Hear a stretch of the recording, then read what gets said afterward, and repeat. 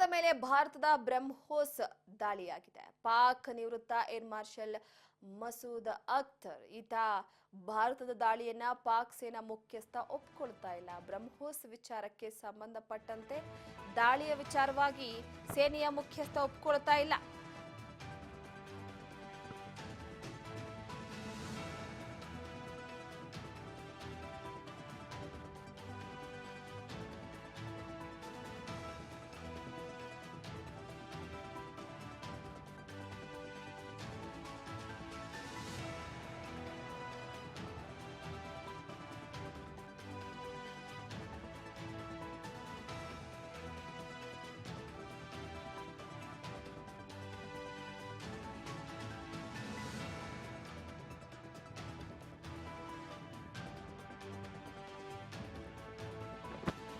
ಪಾಕ್ನ ನಿವೃತ್ತ air marshal Masood Akhtar ಹೇಳಿಕೆ ಕೊಟ್ಟಿರುವಂತದ್ದು ಭಾರತದ ದಾಳಿಯನ್ನ ಪಾಕ್ ಸೇನಾ ಮುಖ್ಯಸ್ಥ ಒಪ್ಕೊಳ್ತಿಲ್ಲ. ಪಾಕ್ ಸೇನಾ ಮುಖ್ಯಸ್ಥನ ವಿರುದ್ಧ ಮಸೂದ್ ಅಖ್ತರ್ ಟೀಕೆಯನ್ನ ಮಾಡಿರುವಂತದ್ದು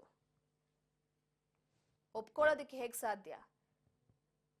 ತಮ್ಮ ಅಸಹಾಯಕತೆಯನ್ನ ಅವ್ರು ಹೇಗ್ ತೋರಿಸ್ಕೊಳ್ತಾರೆ?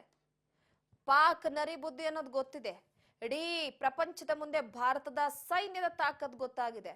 ಮುಖ್ಯಸ್ಥ ಒಪ್ಕೊಂಡ ಏನಾಗ್ಬೇಕು? ಇಲ್ಲಿ ಪಾಕ್ ಸೇನಾ ಮುಖ್ಯಸ್ಥನ ಒಪ್ಪಿಗೆ ಮುಖಾಂತರವಾಗಿ ಭಾರತದ ಸೈನ್ಯದ ಶಕ್ತಿಯನ್ನ ಇಲ್ಲಿ ಹೇಳಬೇಕಾಗಿಲ್ಲ.